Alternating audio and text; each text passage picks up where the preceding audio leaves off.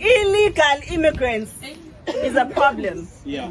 And it must tell you that what Nhlanhla Mkhwanazi is doing there is bigger than we know. Yeah. Because why do we have a government that's protecting something that's illegal? Human rights. Do we not have... With several government officials, the health minister, KZN's health MEC, the CEO of Addington Hospital, and the Home Affairs Minister. The commission asked the court to order police and hospital officials to maintain public order and protect access to care.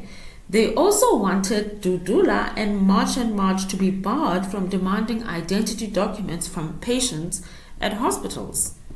The basis of the South African Human Rights Commission claim is foreign nationals were being blocked from accessing healthcare in July. They requested an urgent interdict to stop Operation Dudula and March from requesting identity documents from people that were in the line waiting to access the Addington Hospital.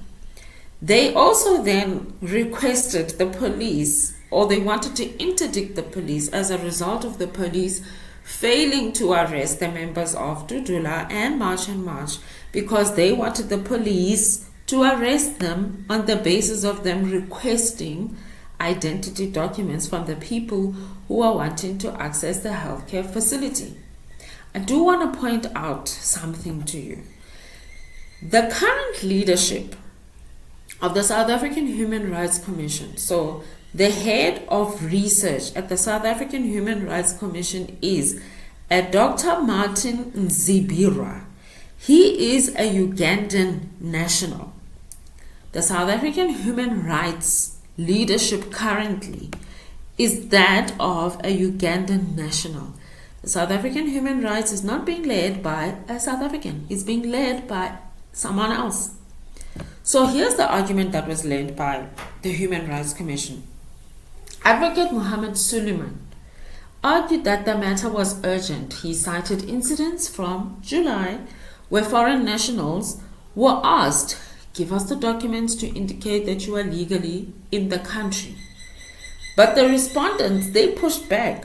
So this is Advocate Vishla Naidu, who was representing the MEC. He said this urgency was self-created. They only had 4 days to review a 260-page application. He pointed out that Judge Bruce Beddington had previously ordered that the South African Human Rights Commission to provide an unreduced affidavit with names so Home Affairs could verify the claims. They failed to do so. So basically the court said, the previous court had said to the South African Human Rights Commission, provide an unreduced affidavit, give us the names of the people whom you say have been denied access to the hospital.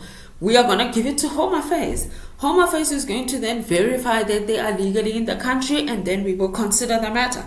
They then decided they're going to bring an urgent court application to the High Court in Durban, and they still failed to provide the unreduced affidavit.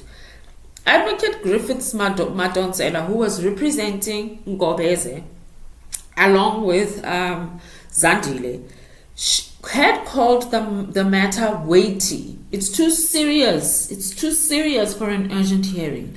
He warned against using police force like tear gas or rubber bullets on citizens advocating for their country. The acting judge, Dave Sachs, agreed. He ruled there was no urgency and he struck the matter off the roll. It has been struck off the roll, and we're excited about it because we have been complaining that they gave us too little time to respond to their affidavit, and you know the court is in our favor and obviously at cost, so we will be meeting with our legal team to finalize everything. But I mean, victory is certain, and I hope that South Africans can see that we are for them. And the Human Rights Commission, they're very questionable. We're still questioning their leadership. We're still questioning the executive. Those foreigners that are in that executive committee, they need to go out, or Human Rights Commission must just close their doors because they're not for South Africans, but they're for foreigners. Today it has been proven that they are not for us, but for foreigners. They've taken sides. Today we're very happy to have had the judge actually teach the South African Human Rights Commission that they are not above the law. They can't just decide one morning to wake up and want to take us all to court and say the police must arrest us. There is due process that must be followed.